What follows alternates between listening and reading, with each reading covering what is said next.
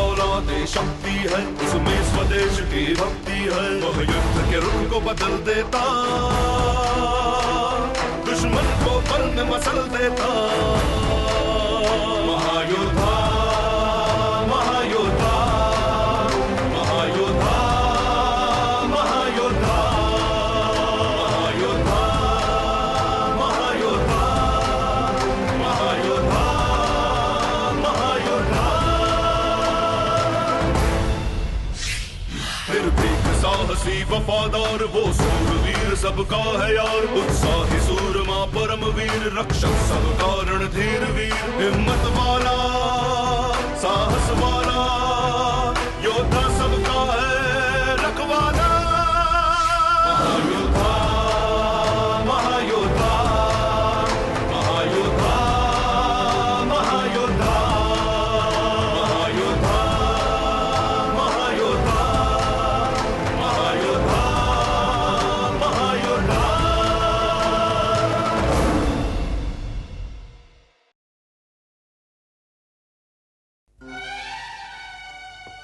क्या सृष्टि में कोई ऐसी जगह नहीं जो निरपराध के रक्त से लाल ना हुई हो? जीवन की ये कैसी लाचारी है, कैसी असहायता है, कैसी विवशता है। मानवता के रक्त की कैसी विडंबना है महारानी जी। ये कैसी कहानी है जो हर जगह दोहराई जा रही है। कितने विशाल हैं उस जालिम के हाथ जो दुनिया के हर हिस्से को मानवता के रक्त में डुबो रहा है। तुम इस कहानी को हमेशा हमेशा के लिए खत्म करने आए हो विराट। काश ये सच होता महारानी जी। काश विराट सृष्टि के भाग्य का विधाता होता तो सृष्टि के निर्माण से पहले ही उस हाथ को उस शरीर से काट देता जो मानवता के रक्त का प्यासा है। हमारी दुनिया में तुम उसी हाथ को नष्ट करने आए हो विराट, जिसने जलपरियों की इस दुनिया को खून में डुबा दिया है। मेरा यकीन करो। आओ,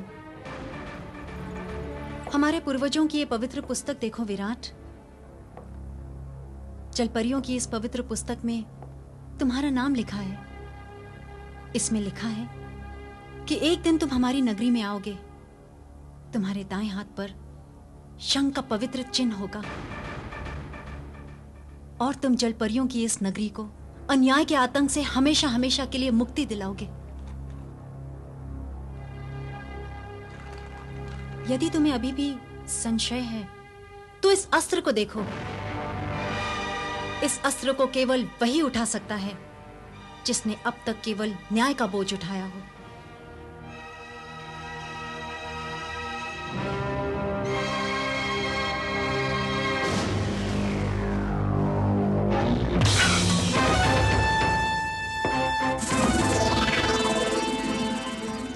सदियों से इस खड़क को तुम्हारे स्पर्श की प्रतीक्षा थी विराट।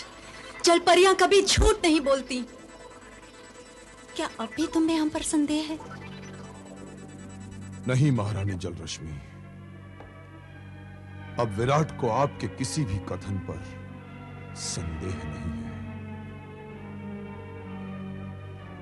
ऐसा लगता है जीवन के इस धर्म युद्ध में कदम कदम पर अन्याय और अत्याचार से लड़ना, टकराना विराट का भाग्य बन गया। परंतु आप विश्वास रखिए महारानी जलरश्मि, जब तक विराट के इस शरीर में रक्त की आखिरी बूंद तक शेष है, विराट जलपरियों के रक्त से किसी भी हैवान को खेलने की इजाजत नहीं दे सकता। बस आप मुझे उस दरिंदे का नाम बताइए। उस क्रूर और दरिंदे राक्षस का नाम है त्रिकाल।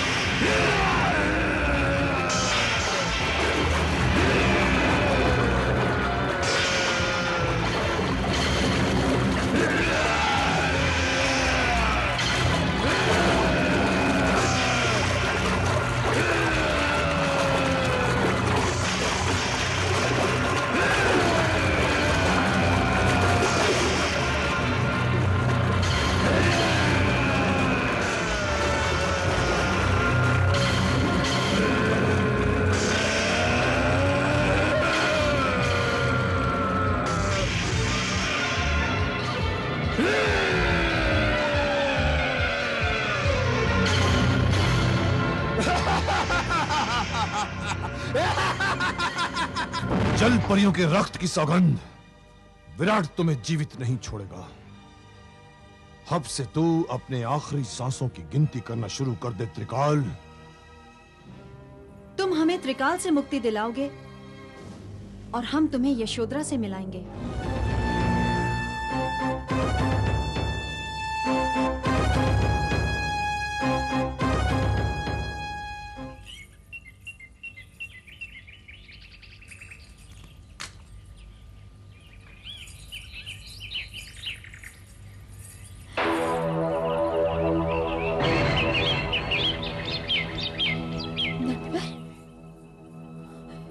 नटवर, नटवर, हे भगवान, उठो नटवर, नटवर।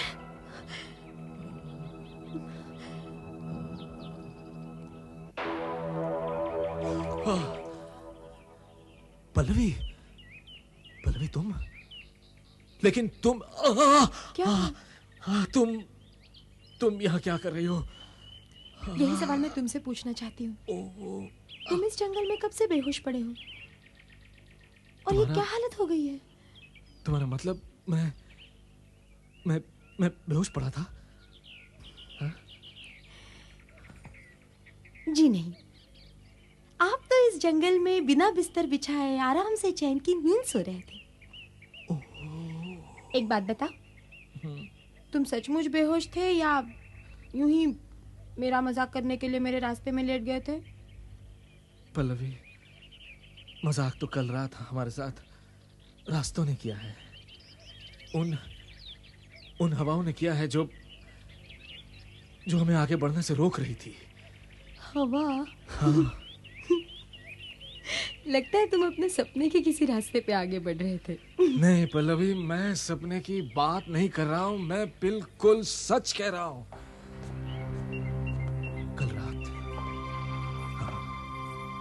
कल रात मैं और विराट काली पहाड़ी की तरफ जा रहे थे। अचानक हम दोनों को बीच में ही तेज आंधियों ने घेर लिया था। हाँ, तेज आंधियों ने बीच में ही हम दोनों को घेर लिया था। यहाँ तो दूर दूर तक कोई काली पहाड़ी नजर नहीं आ रही है। तुम किस काली पहाड़ी की बात कर रहे हो नटवर? पल्लवी, मैं उस काली पहाड़ी की बात कर रहा हूं जहां रूहों का बसेरा है, जहां छलावा प्रपंच बनकर आता है और पूरे राज्य की शांति को भंग कर जाता है। अगर तुम जो कुछ भी कह रहे हो वो सही है तो नगर प्रमुख विराट कहाँ है? नगर प्रमुख विराट? हाँ, उसे भी यही कहीं होना चाहिए था। वो तो मेरे साथ था। विराट नटवर, मुझे लगता है तुम्हारी तबीयत ठीक नहीं है। नहीं विराट, मैं तुम्हें घर छोड़ दूं? आओ।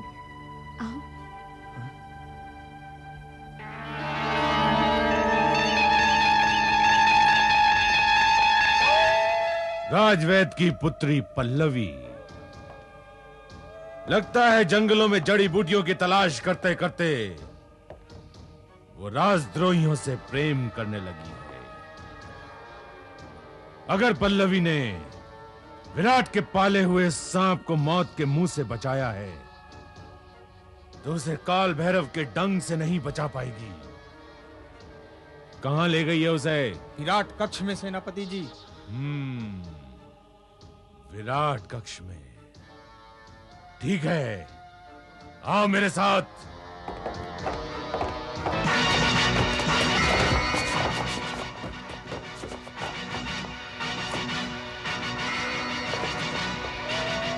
अच्छा, तो मौत से बचकर तुम यहां हो और मौत तुम्हारे सामने खड़ी है।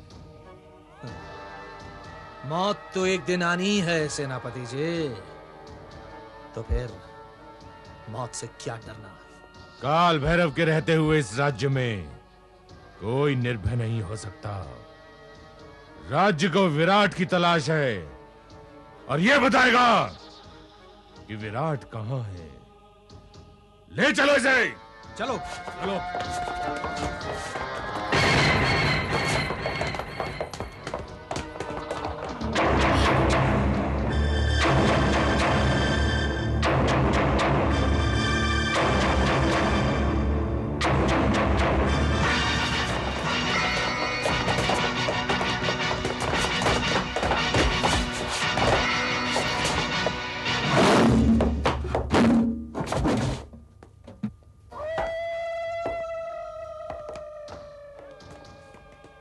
क्या समझा था विराट ने?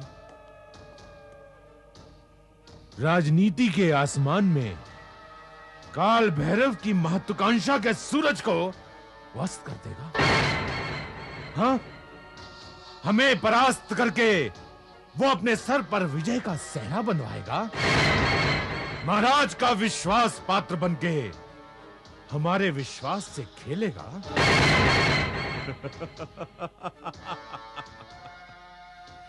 अब कहां है तुम्हारा विराट? कहां है? ऐसा लगता है सेनापति, सत्ता के अहंकार में आपने मेरे मित्र विराट से नहीं, अपने भाग्य से दुश्मनी मोल ली है। विराट झूठ की उंगलियों पर नाचने वाली कोई कठपुतली नहीं है सेनापति, जिसे आप जब चाहे अपनी मर्जी से नचा सके। जो कठपुतलियां हमारे इशारे पर नाचने से इनकार कर देती हैं, हम उन्हें हमेशा के लिए नाचना भुलवा देते हैं। काल भैरव विराट को पाताल में भी चैन की सांस नहीं लेने देगा और तुम उम्र भर इन सलाखों के पीछे अपनी जिंदगी के लिए तरसोगे। ये सलाखें इतनी मजबूत नहीं है सेनापति जो नटवर को जिंदगी भर अपना कैदी बना सके। ये सलाखें तुम्हारी क्रोध की आग से गलने वाली नहीं है नटवर, और भविष्य तुम्हारी नहीं हमारी मुट्ठी में है। और काल भैरव के रहते हुए इस राज्य पर दक्षिणी क्षेत्र के जंगलियों का कब्जा नहीं हो सकता। साधारण प्रजा को शासन में भागीदार बनाने का अधिकार महाराज दे सकते हैं, पर काल भैरव नहीं। इस राज्य के सिंहासन पर काल भैरव के अतिरिक्त किसी और का अधिकार नहीं है। राज सिंहासन तो बहुत दूर की बात है सेनापति। मैं तो ये सोच रहा हूं, अगर आपके सारे अधिकार एक एक करके विराट के हाथों में चले गए तो आप क्या करेंगे? खामोश!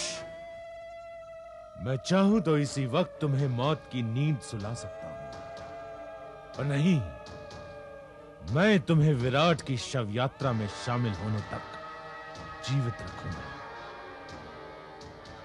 काल भैरव को महाराज बनने से विराट तो क्या, स्वयं महाराज भी नहीं रोक सकते हैं।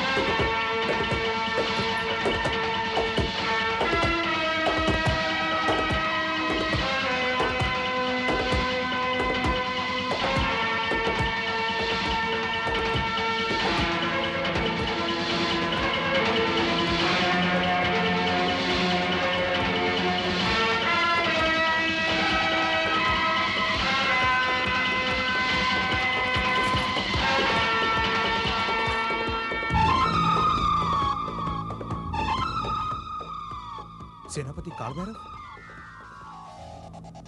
इस दिशा से तो पहले कभी सेनापति काल भैरव को आते हुए नहीं देखा।